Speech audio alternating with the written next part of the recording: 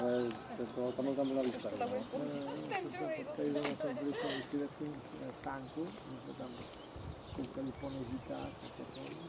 Bude střílet na něj? Ne, my jsme zase kvůli tomu, kvůli technice víc, jsem přišel nějakou posádku na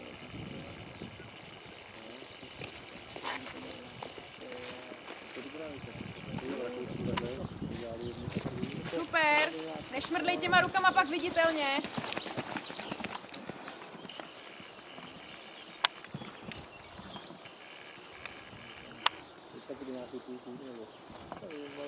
Že si prodloužila ty třmeny.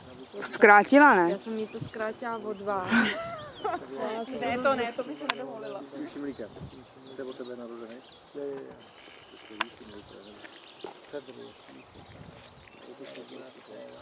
Jo, dobrý.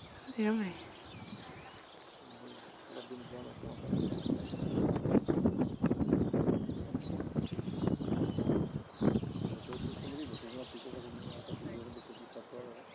Ty to skočil tak. Super. Tak, Vítku, tak, hezky. To je stará výsky, to je stará výsky.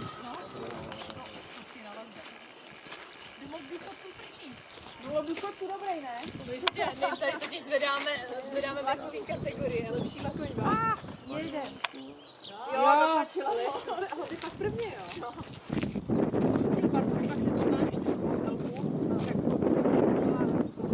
ale vypadá dobré jako. Oproti Vangovi nevypadá jak kníra, nejde. Ta šimlička znamená, co je bratce z Kokso, tohoto šimla. to jsem zvedala tu díru teda. Jste by viděl?